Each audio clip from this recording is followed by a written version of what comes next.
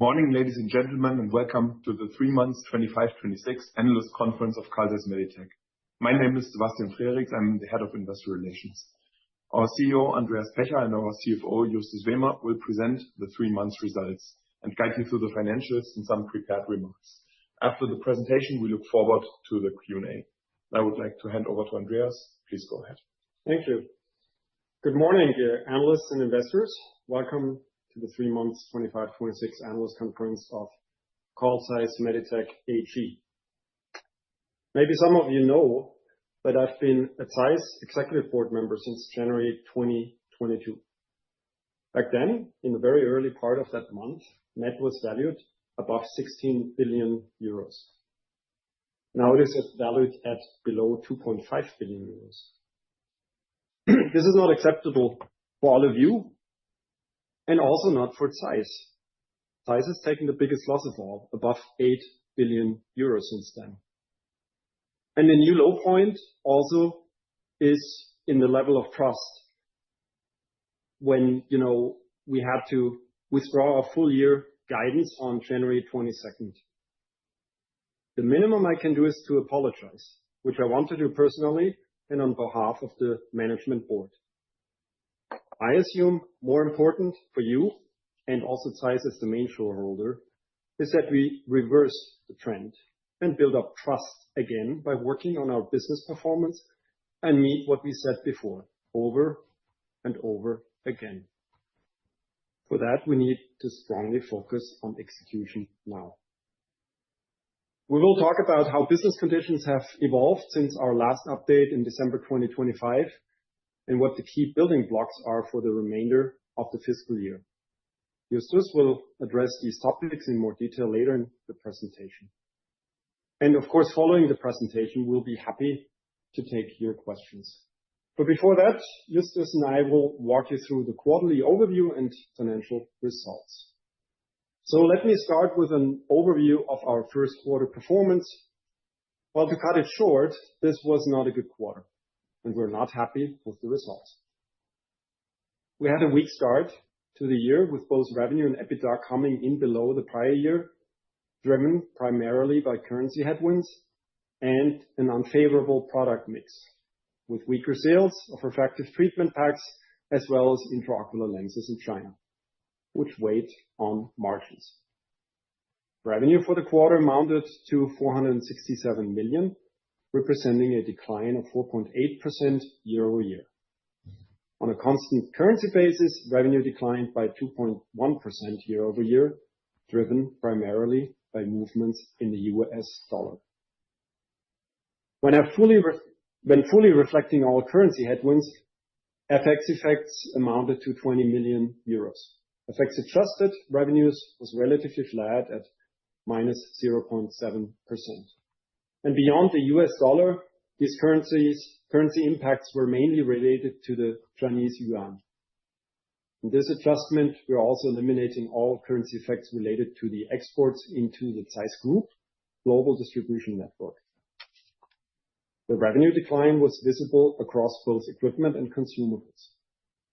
The quarter was impacted by a soft start into the fiscal year, following an exceptionally strong equipment delivery baseline in September last year. And in China, we also saw revenue loss from bifocal intraocular lenses following their withdrawal from the current VBP tender, as well as delayed sales of refractive treatment packs due to the later timing of the Chinese New Year holidays. Looking at the revenue mix, equipment accounted for 52%, consumables for 37%, and services for 11% of total revenue in the quarter. Order intake reached 471 million euros, down 9.7% year-over-year, or down 6.9% on a currency-adjusted basis, which is mainly related to the strong year-end close in September 2025. Our order backlog increased to 405 million euros at a slightly higher level compared to the end of last fiscal year. Now turning to profitability, EBITDA came in at 8 million euros, a 77% decline versus the prior year, resulting in an EBITDA margin of 1.7% compared to 7.2% last year. The significant decline was mainly driven by negative effects in unfavorable product mix and negative operating leverage, as our cost base remained largely stable while revenues declined. So now I'd like to hand over to Justus, who will provide you with more background and will discuss the SPE figures in more detail. Yeah, thank you, Andreas, and also warm welcome to all of you from my side. So as usual, I will briefly walk you through ophthalmology performance first and afterwards microsurgery. So we had a weak start driven mainly by refractive phasing and a loss of bifocal IOL sales in China. Let's start with the revenue. Reported revenue came in at 357 million euro, which is down 5.1% year on year. And for an exchange adjusted basis, revenue declined by 2.4%. The performance was impacted by several factors. Of course, currency headwinds, as already explained by Andreas, strong equipment sales at prior year end, which created a much slower start in the following month, and later phasing of refractive treatment pack sales due to the later occurrence of the Chinese New Year vacations. And ultimately, the loss of the bifocal IOL sales in China, where we have reported that we lost there the right to participate with one lens category in the tender. One item to highlight here is the potential bifocal IOL scrap risk associated to what I just explained, and estimated at around 8 million euro in total, which will fall in Q2. This will be treated as a non-recurring impact, and it's worth noting that registration of the successor model is progressing well. The chance seems good to receive the license before the start of the next tender. Moving to EBITDA margin, the EBITDA margin declined to minus 0.4%, representing a 5.2 percentage point decrease year on year. This was mainly driven by a 1.9 percentage points decline in gross margin, largely due to the currency effects and an unfavorable product mix. The OpEx ratio weighed on margin by additional 2.8 percentage points, although absolute expenses remained stable, as particularly the changes in FX currencies cannot be locally hedged with most of our OpEx in euro. Finally, looking at the revenue split, ophthalmology accounts for 76% of total OPT revenue. And within ophthalmology, consumables represent 46%, equipment accounts for 45%, and service contributes 9%. Turning then to microsurgery, overall, we saw a margin decline mainly driven, again, by currency headwinds and an unfavorable product mix. Revenue reached 110 million euro, which is down 3.7% year on year. On a currency adjusted basis, revenue declined by a more moderate 0.9%. The softer revenue performance, despite a relatively modest comparison base, is largely explained by exceptionally strong deliveries towards the prior fiscal year end, which created a pull forward effect.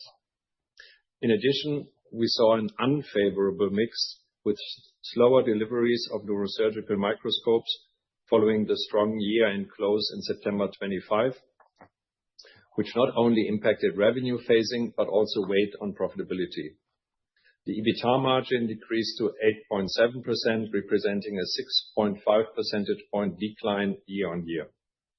This was mainly driven by the 5.5 percentage point decline in gross margin, reflecting currency effects, an unfavorable product mix, and the amortization of capitalized R&D related to KINEVO. In addition, the OpEx ratio weighed on margin by around 1 percentage point, while absolute expenses remained stable. Looking at the revenue split, microsurgery accounts for 24% of total revenue, and within microsurgery, equipment represents the largest share at 79%, service contributes 15%, and consumables account for 6%. Let me walk you through our regional development. Overall, EMEA remained stable, while we saw softer performance in the Americas and APAC. Starting with the Americas, the region accounts for 25% of group revenue. Revenue came in at 117 million euro, down 13% year-over-year, with currency-adjusted revenue declining by 6%. This reflects a weaker investment climate, driven largely by heightened geopolitical volatility and a decline in key markets, including the U.S. Overall, demand momentum in the U.S. remained subdued during the period as a consequence of overall tariff-related price increases. Moving to EMEA. EMEA represents roughly 37% of group revenue and showed a largely stable performance. Revenue reached 174 million euro, moderately below last year, while currency-adjusted revenue actually grew slightly. This resilience was supported by growth in selected markets, particularly in the Middle East. At the same time, core European markets, including Germany, Spain, and the Nordics, remained broadly sideways. Finally, Asia Pacific region. APAC represents 38% of revenue, with China contributing 18% in this quarter. Revenue amounted to 178 million euro, down 3% year-over-year, with a currency-adjusted decline of 2%. Performance across the region was mixed. China remained stable, while India and Australia showed positive trends. This, however, was offset by weaker revenue in Japan and South Korea, which weighed on the overall regional result. Turning to the P&L, margins came under pressure in the quarter, while operating expenses remained broadly stable. Gross profit declined to 227 million euro, with the gross margin decreasing to 48.6% from 51.4% last year. This was mainly driven by currency headwinds, a lower contribution from neurosurgical microscopes, IOLs, and refractive treatment packs, as well as higher amortization of capitalized R&D expenses related to KINEVO. Looking at operating expenses, total OpEx was flat year-over-year at 226 million euro. However, as a percentage of sales, OpEx increased to 48.4%, reflecting a negative operating leverage. As a result, profitability was significantly impacted. Both EBIT and EBITDA declined sharply. Earnings per share decreased to -0.06, driven by the sharp EBIT decline and negative financial results, primarily due to higher interest expenses. On an adjusted basis, adjusted earnings per share was 0.03, excluding non-cash valuation effects on contingent purchase price liabilities, while exchange rates and hedging results were not adjusted. The next table provides a brief overview of the bridge from EBIT to EBITDA and to adjusted EBITDA. Regular amortizations on purchase price allocations amounted to 7 million euro in Q1, including DORC effect of 6.5 million euro and smaller effects from former acquisitions. In terms of special items, the current quarter includes legal expenses in connection with the lawsuit related to former IanTECH in the U.S. On the contrary, the prior year benefited from a one-off gain from public grants received in China for our IOL production. Adjusted for special items, EBITDA amounted to 10.3 million euro, with a margin of 2.2%, significant decline compared to previous year. Next, we have a quick overview on the cash flow statement. We saw a clear improvement in operating cash generation. This improvement was mainly driven by a strong reduction in receivables, particularly from third parties, as well as income tax refunds, which reflect the weaker operating result in the period. Cash flow from investing activities also improved, primarily due to lower investments in property, plant, and equipment compared with the prior year. Financing cash flow declined, mainly impacted by the reduction of liabilities to the Zeiss Group treasury.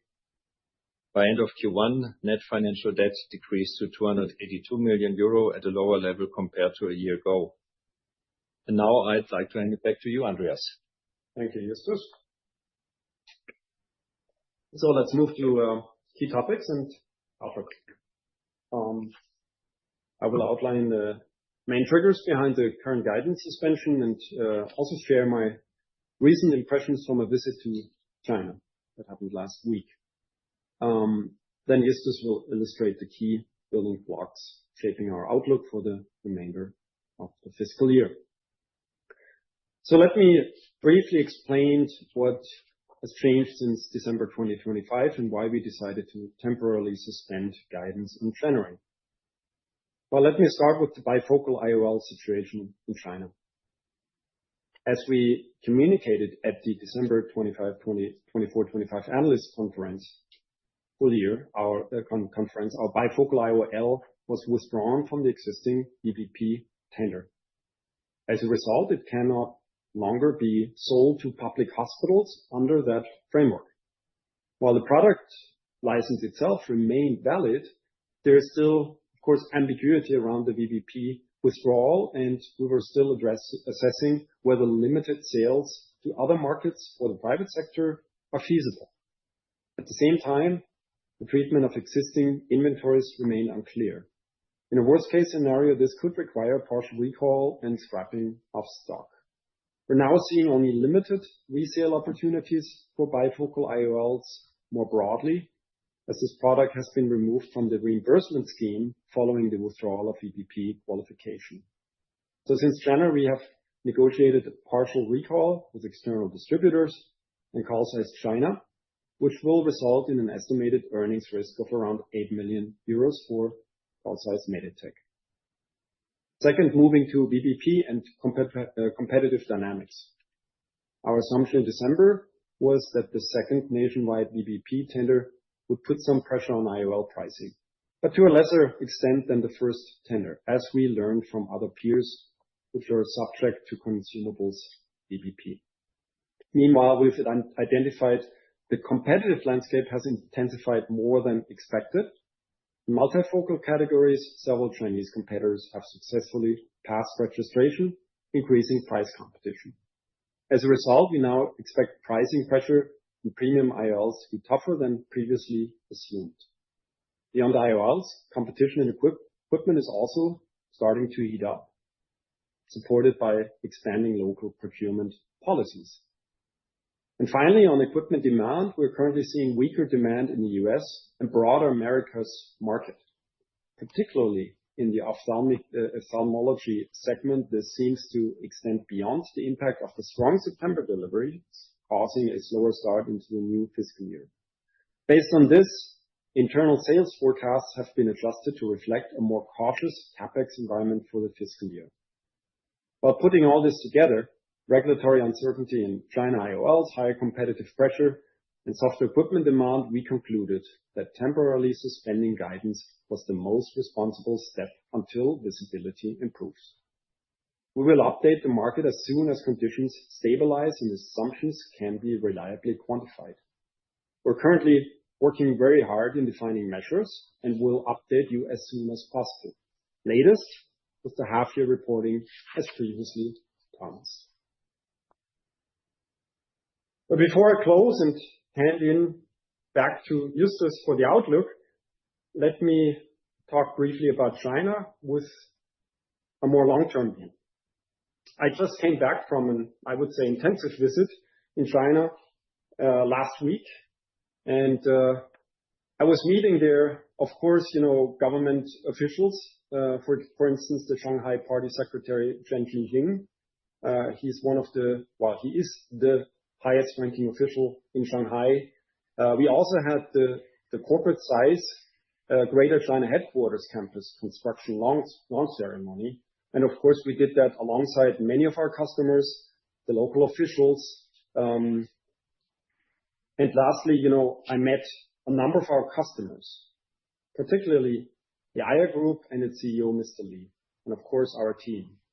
And let me be straight in assessing the long-term competitiveness of Zeiss in China. We currently are in a period of, let's call it vulnerability, not having localized our manufacturing fast enough.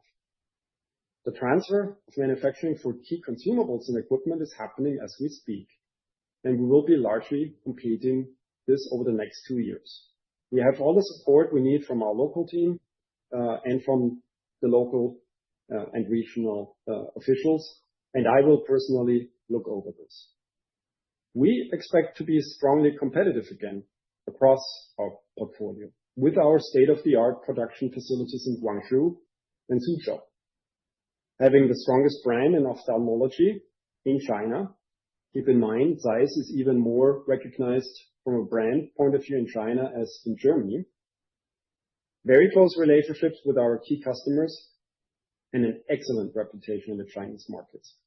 From consumers, just said that, on brand recognition, to doctors, to the government.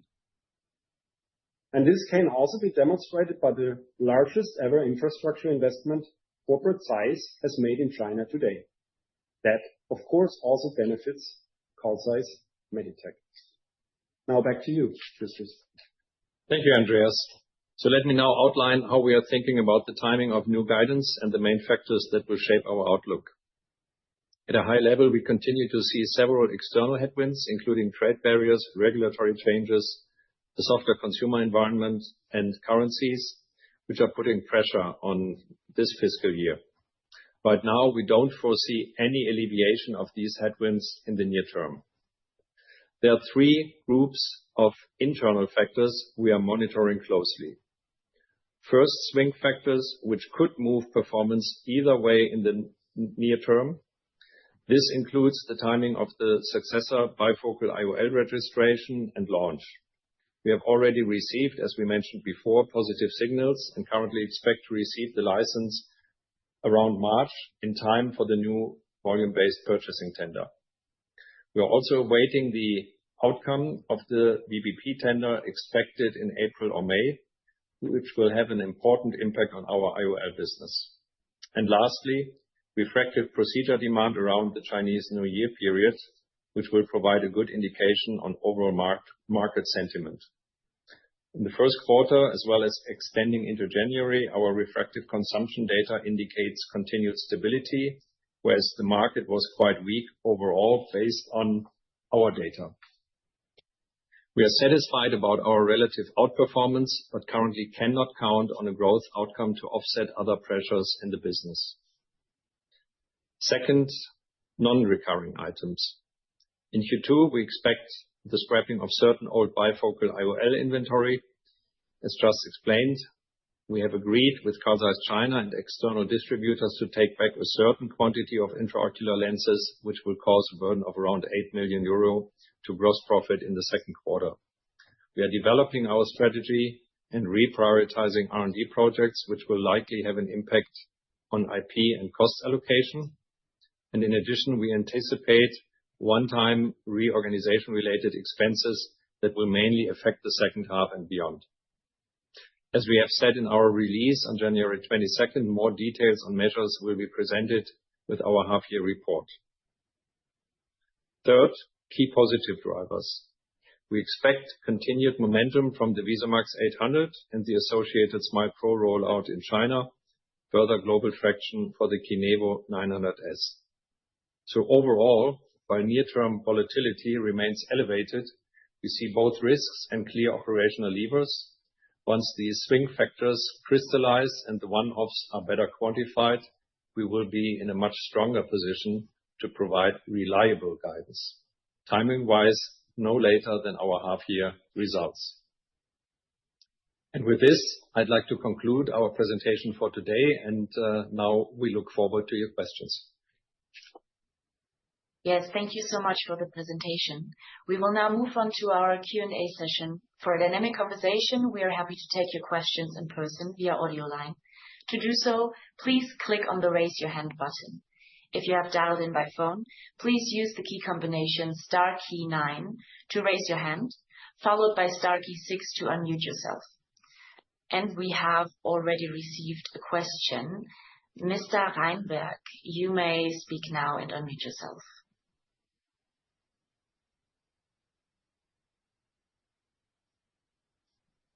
Oh yeah, good morning. Can you hear me? Yes, Yeah. sir. Perfect. Good morning. Oliver Reinberg from Kepler Cheuvreux. Just three questions, if I may. And the first would be on China refractive. I mean, obviously, the kind of Chinese New Year season is starting soon. And given you have just been in China, can you just provide some kind of feedback? A, what you have seen in terms of stocking ahead of the event, and also what kind of feedback you get in terms of expectation for the season from the clients. Secondly, just on the counter action you're going to take. I mean, obviously, you're going to execute the plan that was developed before. Can you just provide some kind of flavor to what extent you also consider to accelerate this kind of measures, given the kind of current earnings pressure? And then thirdly, just on China and the political background. I mean, buy local has been a theme for quite a while. Can you be a bit more specific in which equipment parts you specifically see this kind of pressure, and whether there's also anything happening in the refractive space? I mean, obviously, there's so far no local competition in SMILE, but if there's any kind of push towards LASIK or anything here. Thanks so much. Thank you, Oliver. I can probably take the first two questions, and Andreas, do you chime want in on the second and take the third one? Exactly. China refractive, yeah, you're absolutely right, Oliver. We are actually, as we are sitting here, entering into this Chinese New Year vacation period. And in a nutshell, I think the stocking into the distribution channel is right now tracking on a level that is, I'd say, within our expectations. It is comparable to last year's level, but the proof is then in the pudding. Yeah? The proof is ultimately in the consumption during the vacation period. And I think only once we know that, we will really have a good indication whether our assumptions for this year's overall consumption are actually correct, or maybe higher or outperformed or underperformed.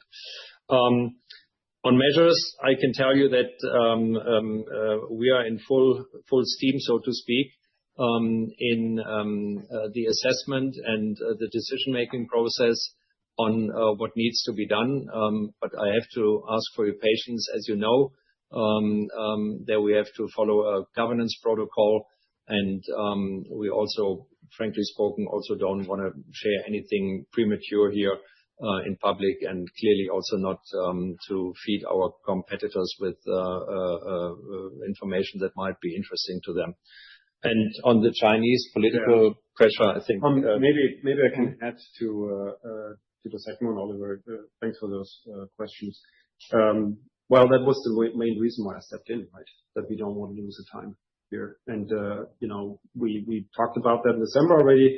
First measures have been implemented, for instance, the commercial organization that's being rolled out now. And of course, the other items we're working, together as a team to make sure that we develop those plans as fast as we can. That's clear.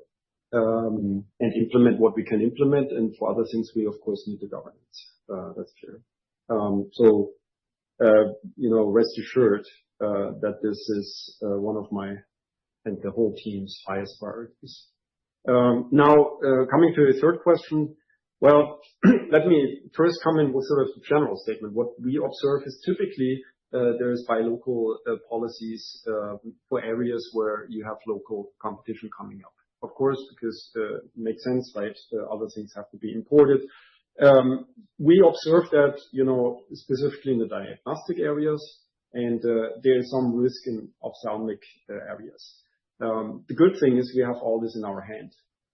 We can localize. I mean, we have large, really good, infrastructure in China. We have the right people. I just met them again last week that can do that, and we have the willingness to do that. And in addition, we also have the support from the local governance and officials. I spoke to them, last week. They really want us to be successful in this market. So I would say we have everything in place to counter that and take on competition as it arises. And do you see any risk that this kind of political pressure is also moving the private space of refractive? I wouldn't say political pressure. I mean, you can call it political pressure. In the end, it is the will to localize manufacturing in parts R&D. And if you follow that, our impression is we have, a very good position in that market. And by the way, that's something that I also see in other businesses of Zeiss. This is not just in medical. I mean, we have that in our vision business as well. And what we see is, as long as we follow those rules, we have a very strong position in those markets. I mean, vision is number one, for example, in China. And there is, of course, strong competition. So we have the means to do this. And of course, work with the officials to make sure that we can do that. Perfect. Thanks so much indeed. Thank you. Thank you so much, Mr. Reinbeck, for your questions. We move on to Mr. John Unwin. You may unmute yourself now. Morning. Thank you for taking my questions. I actually just had a quick follow-up on Oliver's question on the equipment and the buy local policies. You mentioned it was mainly in diagnostics, but also in other areas of ophthalmology. Is that all other areas of ophthalmology, so refractive, cataracts, and microscopes, or one more than the other? So just a quick follow-up there. I'm just interested how order intake has progressed in Q1 and Q2 for microsurgery. Obviously, we saw strong deliveries in the fourth quarter, but have orders progressed well so far year to date? And how do you feel about the ability to deliver those in the rest of the year? Thank you. Maybe I take the first question. Thank you for those questions, Jan. Well, it depends, in terms of the competition. I would say generally it's probably the highest on the cataract side, right? Then microscopes, I would see that more on the lower end coming in. And then the third one is refractive. That's the way I see it. And the good thing is we have a strong position in China. Zeiss overall is more than 7,000 people working for us in China. We see what's going on in the market. We can react. Essentially, we have the control over that. We can localize things quickly. Of course, you all know medical, has regulatory restrictions. That's clear. But we can do that, and we're willing to do that.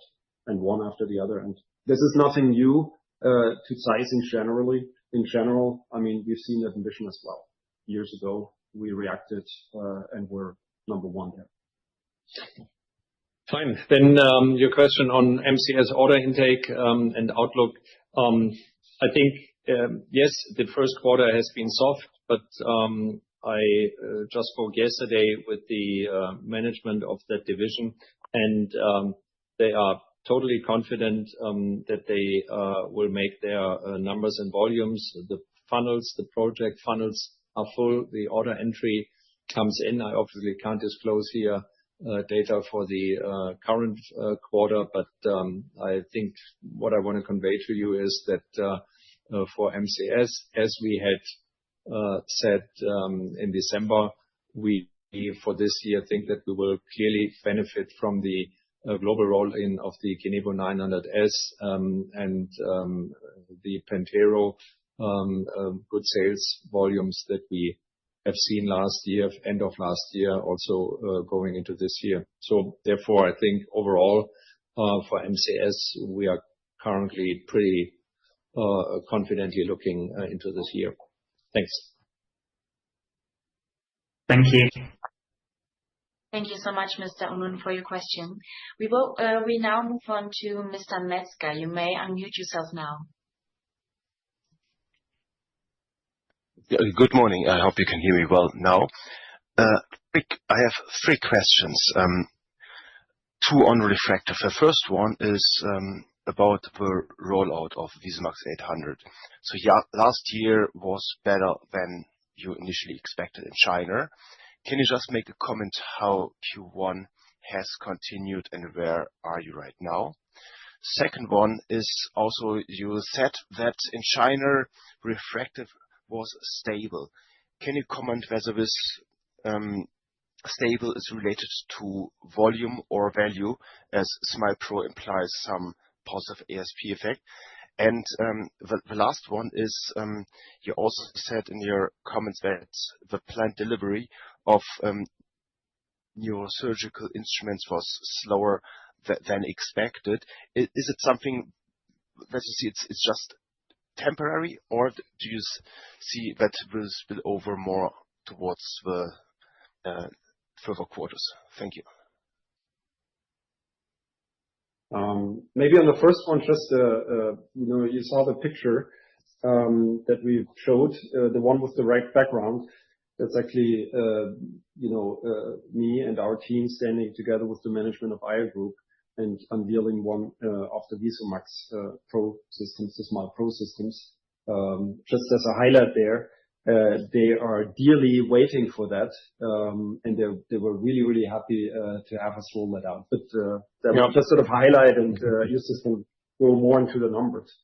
Yeah, Oliver, happy to share with you that we are going into this year, and order entry is currently trending nicely. We are in a neighborhood of 50 VisuMax 800 in our books for China, out of which already more than 30 have been shipped and installed. So that, I think, is a pretty solid number after the few months that we are in this new fiscal year. And then your second question, what I was referring to with stable was the procedure numbers. And just to also comment maybe on your underlying question, we still see a good pickup in Smile Pro treatments. And from that perspective, I also can confirm that by now we do not see any further deterioration of margin in the market. So hopefully that covers your question. And sorry, and you had one on MCS. Once again, I wouldn't derive out of Q1 any conclusions that would indicate softness or weakness for MCS for this fiscal year. As I said, the funnels are very solid, and we also know that this category in the hospitals, so neurosurgical procedures, is a money-making procedure, and therefore we clearly expect that there will be a robust market demand for this year. Thank you. Okay. Thank you very much. Thank you very much, Mr. Metzger. We have a question by the number with the last digits of 219. Please unmute yourself right now. Thank you.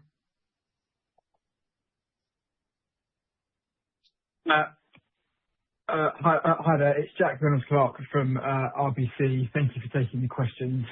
I hope you can hear me. I had three, please. So the first is on the European core market weakness. Could you run through which subsegments specifically are impacted? Was it refractive versus kind of cataracts versus DORC? What do you think is driving the weakness, and do you think it's temporary or longer term? Pardon me. The next is on the US. So does the ongoing weakness in the US change how you view the attractiveness of the US market for you?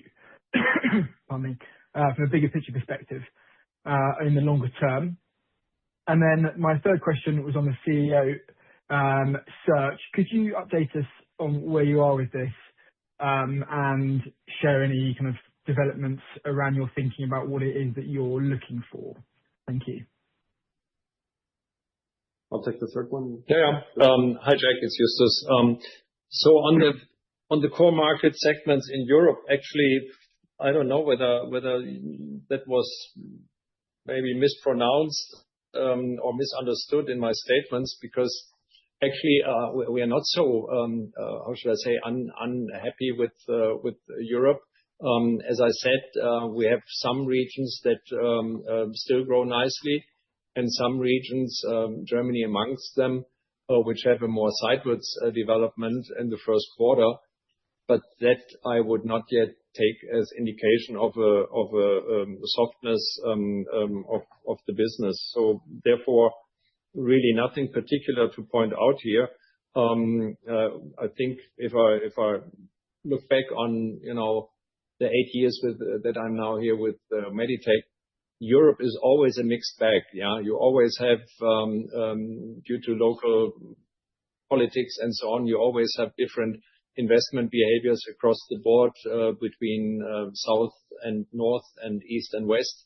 But I think overall we have always been able to, in total, then grow year over year in Europe. So therefore, really nothing that I would point out here, especially since you were asking about any particular business sectors of ours.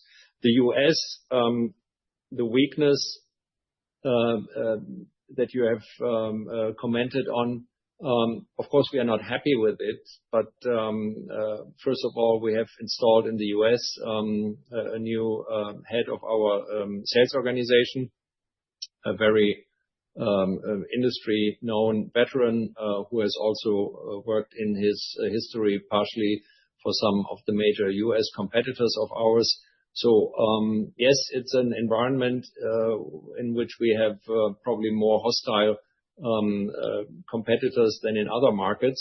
But I don't think that we should give up on it. And there is products in the pipeline, as you know, whether it's the hydrophobic trifocal lens, which we would expect by next year, as well as the VisuMax 800 flat cutting modality, unfortunately only also next year. But I think the completion of our portfolio should actually in the next year give us some better opportunities or provide better opportunities for us to be in the US in better shape. And on this third question, I think maybe I build on you on the second question. Thanks, Jack, for those questions. Justus and I spent, when was that, 3 weeks? 3 weeks ago, we spent a good week in the US, of course, talking to customers, as always, we always do that, but also to our team, and the new person heading our US sales organization is not coming from the outside. He was at other companies before he came from another one of our markets and has a proven track record of bringing a lot of value to those markets. That is, I would say, one of the first changes that came out of the new organization, the new commercial organization. So as you see, we're in full swing of changing things, as I would say, to the better. On the CEO search, well, shortly said, it's in full swing, right? I said before, I personally have a strong interest in keeping that short as my family, but joke aside, we all have an interest, right, to make sure that we have the long-term person in there. So we're currently looking outside and have actually several candidates. And of course, I hope you understand that we cannot disclose anything more precise today, and we'll announce this as soon as possible. But it will be a person that I would say has solid track record in the medical industry. Thanks very much. That's super clear. I think I overinterpreted the commentary around Europe. So yeah, thank you. Appreciate the color. Thank you, Jack. Yeah. Thank you so much for your question. We're moving on to Mr. David Adlington. You may unmute yourself now. Morning, guys. Thanks for the questions. 3, please. So firstly, just wondered, you indicated you put through some price increases in the US to offset tariffs. I just wondered how much price you had put through and whether you were thinking about changing your strategy on price there. Secondly, on gross margins, obviously quite a big impact from both foreign exchange and an increase in R&D amortization. It would be great to get your thoughts on how gross margins might evolve from here through the rest of the year.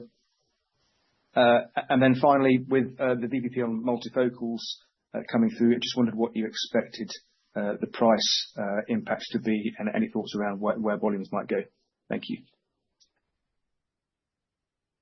David, I start, and Andreas, you just if you have anything that you want to highlight and I didn't cover on it. Price increases were in total probably in a high single digit.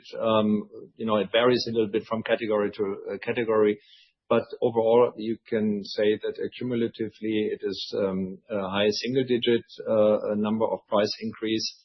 And of course, that you have to compute it on our transfer prices, and therefore, in the end, to offset for the tariff barrier, you basically have to then calculate it backwards from your street price, and that is something like, as I say, high single-digit. But you have to understand, to build on that, David, that this hits in the US the very important category of diagnostical products. And the diagnostical products, A, is anyways a very contested market.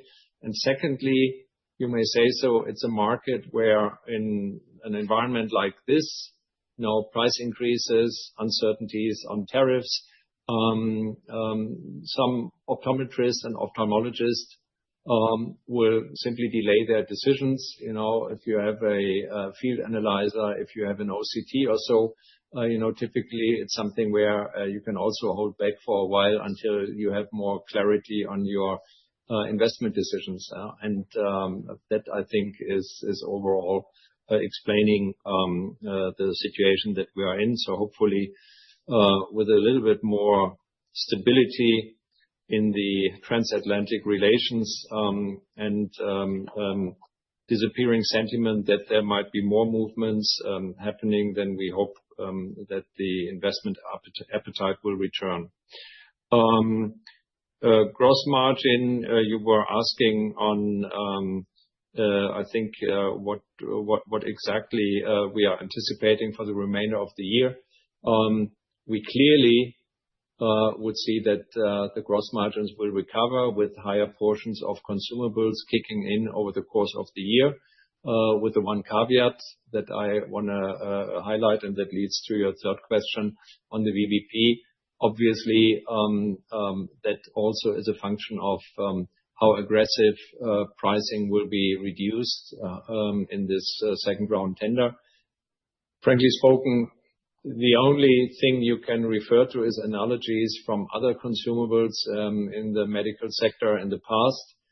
Typically, the second and third tenders were not as brutal in terms of their price impact, but now we have an unknown factor as outlined in our presentation. And also, please understand that I will not give you any detail on our expectations, what others do, because as you can imagine, this is competitively sensitive information. I don't want to have anybody speculating on how we would respond now. Yeah, nothing to add, and frankly, nothing I want to add to the last point here as well. Okay, thank you, David. Thanks. Thank you so much for your question. We're moving on to Ms. Susanna Ludwig. You may speak now.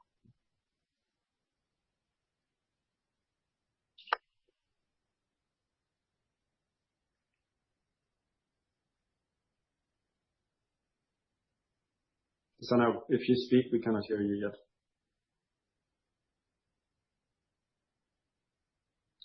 Can you guys hear me now? Yes, I can hear you now. Thanks. Okay, great. Thanks so much. And good morning, and thanks for taking my questions. I have two, please. First, can you confirm if sort of long-term there will be any benefits to COGS from the shift to manufacturing in China, and when you would expect to be sort of fully ramped on this shift to manufacturing in China? And then second, I wanted to follow up on what has changed from December to January when you pulled the guidance.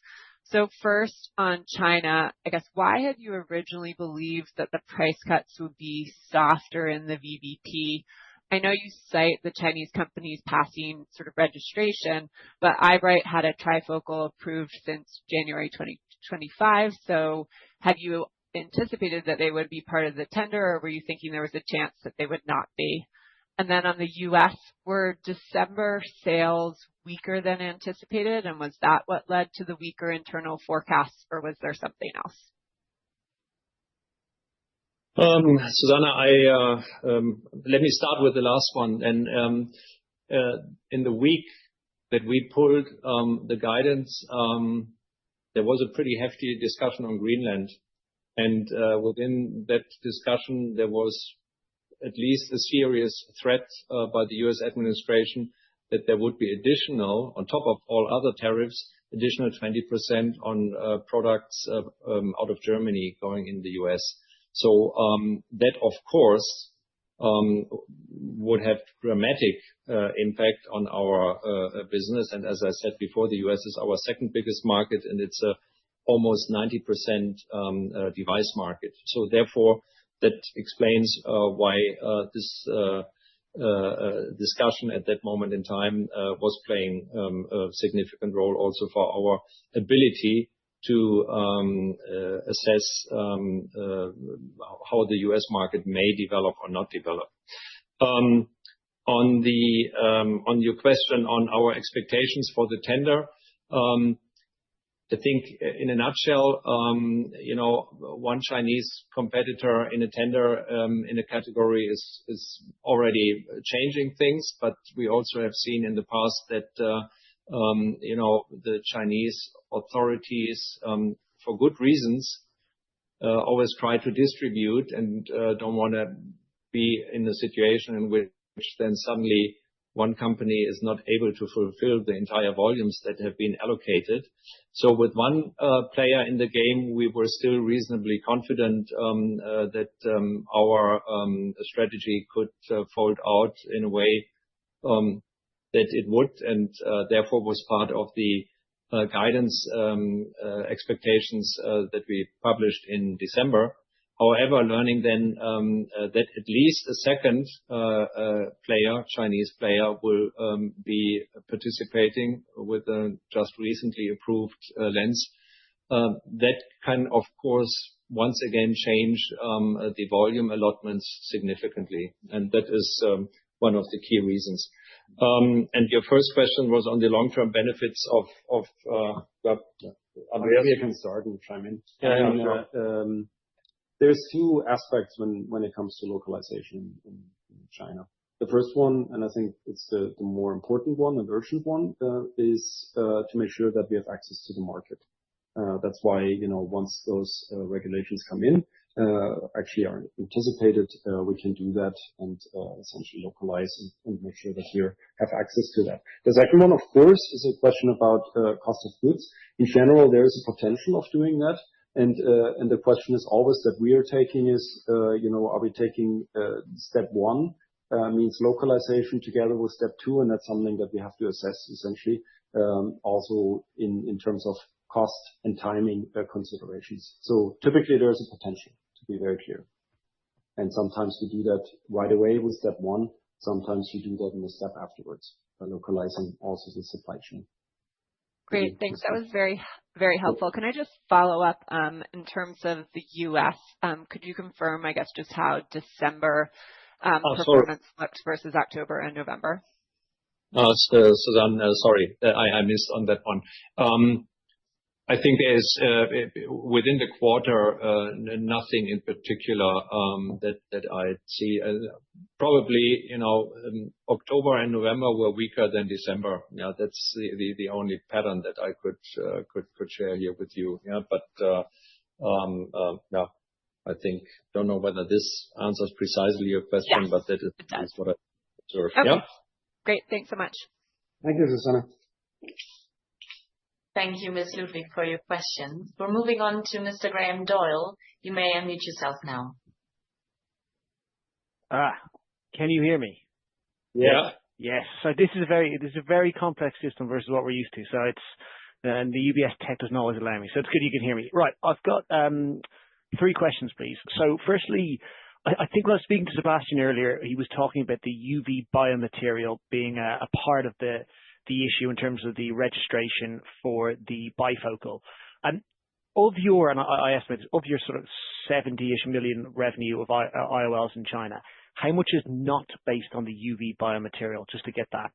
And secondly, just on DORC, could you just give us an update on how new instruments placements went in Q1? And then lastly, it's a sort of bigger question, and I know you don't often talk about the pipeline, but I think this would be a pretty good opportunity to do, which is R&D as a percentage of sales has been well above the rest of the sector. And we obviously have seen some innovation, but it will be good to get a sense as to what really excites you. So rather than talking about the cost cutting, what excites you in the pipeline today that we might see in the next 1, 2, 3 years that can drive future growth of the group? Because you've got a great track record in R&D, so it'd be good to get a sense as to what's in there. Thank you. Graham, may I just, Justus, your second question, I missed that one because I was taking notes first. Oh, sorry. The second question was just on DORC in terms of new unit placements. How has that progressed in Q1? Okay, so on the UV biomaterial, we're actually in full swing of transitioning. I think it's right now probably more still in the neighborhood of 50%, but actually of the total business volume. But actually with the one lens that we are expecting to hold the paperwork of the registration in our hands in a couple of weeks, we then actually would have, going forward, completed the transition. And then we have the portfolio on UVE.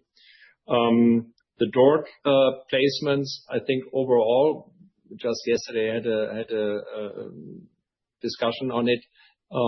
We are still growing year over year nicely, and are in full swing of rolling out now also the DORC portfolio into Asian markets.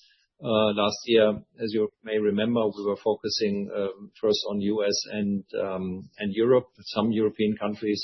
Now Asia kicks in, and we actually also see in some of our key accounts that are loyal, refractive, and partially cataract customers, also now high interest in the DORC portfolio. So overall, I think we are quite happy with the development, and I think on R&D, Andreas can talk. I can say a couple words on that. Well, thank you first of all for stating that we've been having a good track record on innovation. Of course, that's the core of the company, right? That's the core, actually, not just of Zeiss Meditec, it's the core of Zeiss, innovation-driven company. Let's do the following. How about we talk a bit more about that when we do the latest in May, when we do the half-year results, and show a couple of the highlights. There's highlights in both the OPT and the MCS, pipelines that I'm excited about. They actually even go beyond that. We're always looking at short midterm innovations, but we're also looking at the long-term innovations where we think we can go into even new markets. The one thing that I'm focusing on right now also is to make sure that we get a higher efficiency and effectiveness of our R&D. You've seen the R&D expenses going up in the last couple of years, which is good. It can be good if you get the right output, and that's one of the things that I'm focusing in my time also here, and together, of course, then with the SBUs, I'm sure my successor is going to focus on. So what I want is return on R&D investment, and I want to increase that even more. That would be my statements. And sorry for not telling you any of the exciting products yet, but it's maybe better to also do that and see them. Okay, thanks a lot, guys. Appreciate it. Thank you. Thank you so much, Mr. Doyle, for your questions. We're now moving on to Mr. Falco Friedrichs. You may unmute yourself now. Good morning. Can you hear me? Yeah, very well, Falco. Perfect. Good morning to all of you. 3 questions, please. And the first one, do you have an update on when exactly the VBP implementation for IOLs is expected to go live? My second question is on the downturn in Japan and South Korea. Can you add a bit more flavor on the specific market dynamics you've seen over there, and what the expectation is for the rest of the year? And then third and last, can you share your high-level view on what we should keep in mind when modeling sales growth and margin dynamics for the second quarter? Thank you. Falco, update or your question on go live of the VBP. Again, there is no official statement at this point in time. when the tender is published, and therefore, it's all speculation. I think last time between the tender publishing and then the actual roll-in, there were several months in between, and it started with single provinces applying it, and then until it was rolled out across China, I think it almost took 2 quarters. Assuming this year this process is swifter, then maybe it's only 1 or 2 months before it becomes effective. But since we don't know the date, and I mean, what's reasonable to assume is clearly, Chinese New Year is basically now, so it will be then most likely not within the next 2 weeks. Then we are already almost crossing into March, and as we said, our team expects the tender being published anywhere March, maybe at the latest April. And then counting on that, probably a period until it's becoming fully effective of whatever, 4, 8 weeks, maybe 12. That would be our estimation at this point in time. Japan, South Korea, my perspective would be that with the focus that we are having on these markets, and I think we shared this in earlier calls, and also some registrations, especially for products in Japan. Here, for example, the VisuMax 800, just to mention one very important product. My expectation clearly is that over the course of the year for Japan, we should see some growth. And Korea, as you know, is already a strong market. There's always, a little bit of fluctuation, but again, overall for Korea, I would also not be too negative on our total outlook for the year. Maybe on Japan, just keep in mind, we still have a fairly low market penetration in Japan, which I would see as an upside. And I mean, high level question on sales growth for the remainder of the year. Quite frankly, if we and now we are back to the rationale on cutting or revoking the guidance. At this point in time, I don't have the data points to give you a sales indication. Project funnels look decent, but if we have a big blast from the tender outcome, that can be painful and can take away quite a bit of potential on the top line. And likewise, if the winter peak or the performance of the winter peak is, as we said before, one key indicator for the remainder of the year, also something where I'd say in 4 weeks we can comment on that more comfortably, and therefore I don't want to start speculation here and now. Thank you. Thank you. Justus, my last question was more referring to the second quarter now, the sales and margin dynamics. In the second quarter,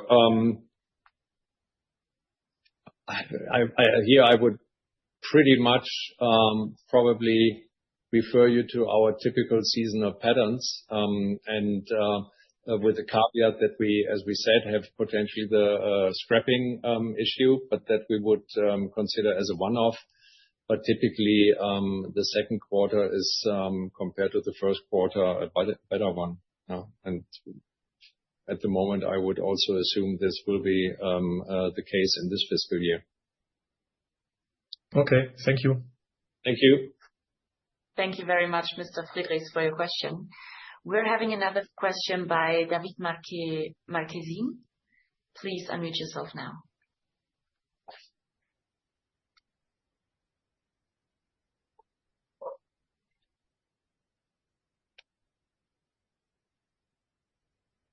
Hello, can you hear us?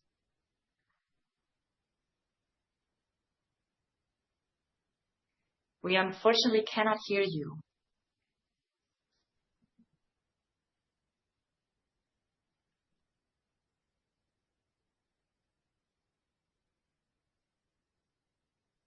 Maybe we can move on to another question while you're figuring out the microphone situation.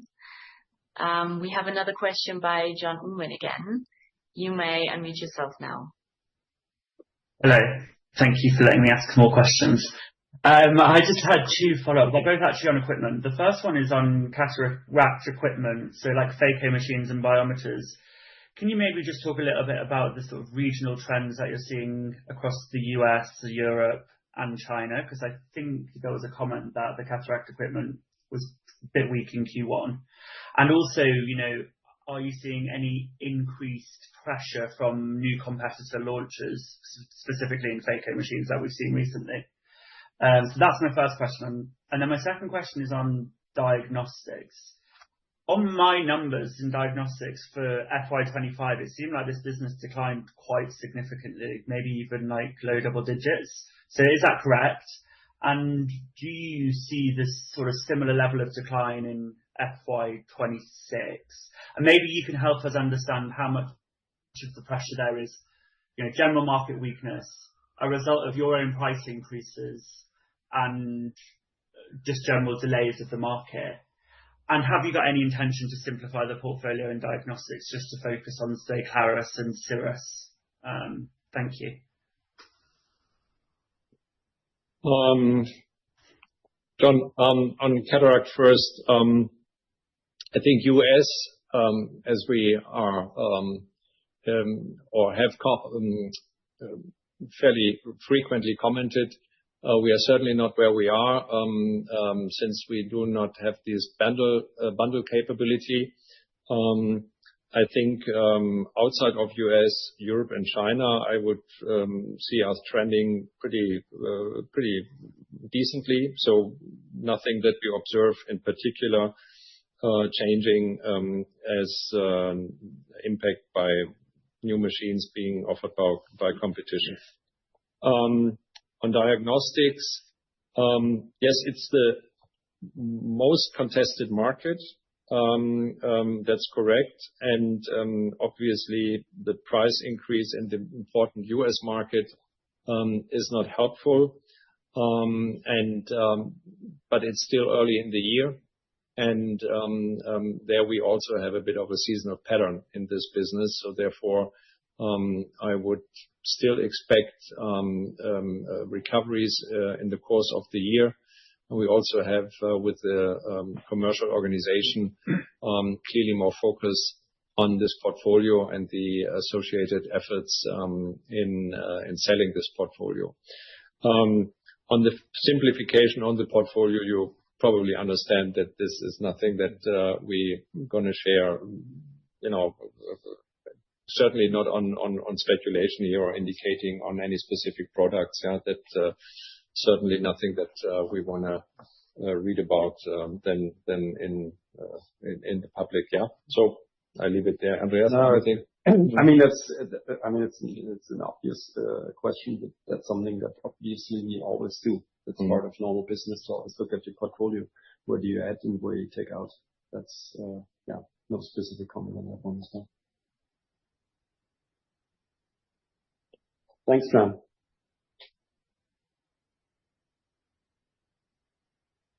Thank you so much for your questions.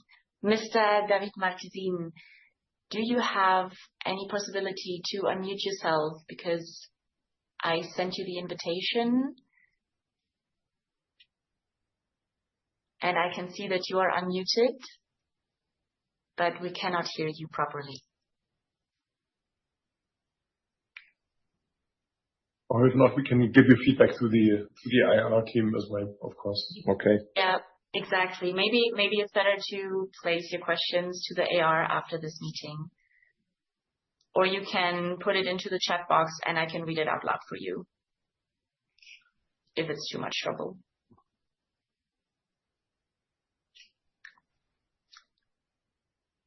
Unfortunately, we cannot hear you. Oh, but I can see in the chat that you just placed your question there. I'll read it out loud. The US was significantly down in the first quarter, minus 12.7% organic. You are the only one company reporting such weak results from the US, and all the others are reporting strong equipment investment cycle. Example, Siemens, and Philips. What are the specific issues you're facing there? Thank you. I think I almost gave the answer already. The diagnostical portfolio in the US is one where we typically see the highest sensitivity in terms of prices and price increases.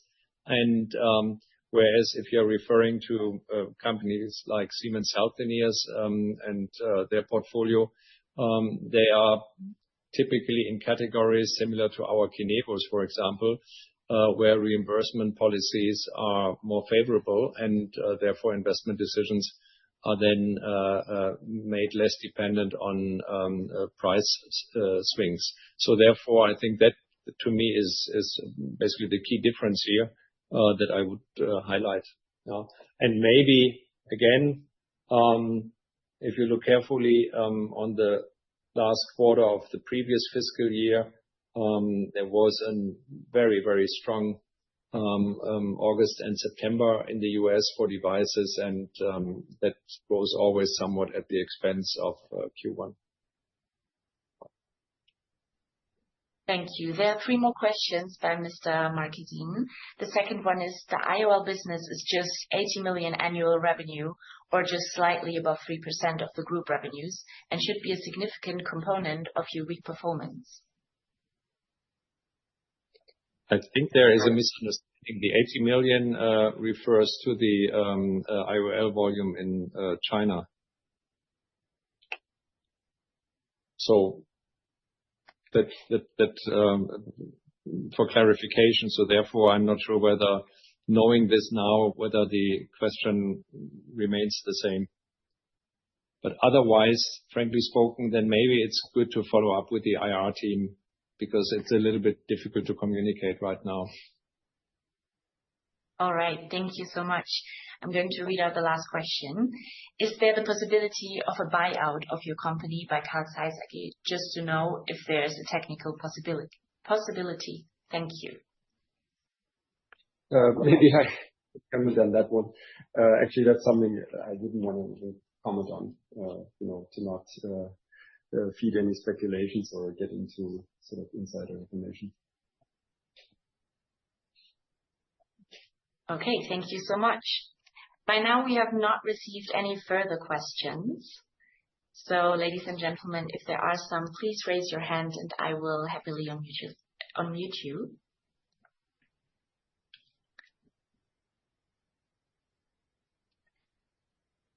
As there are no further questions, I would say we come to the end of today's earnings call. And with this, I would hand over again to Mr. Frerichs for some final remarks.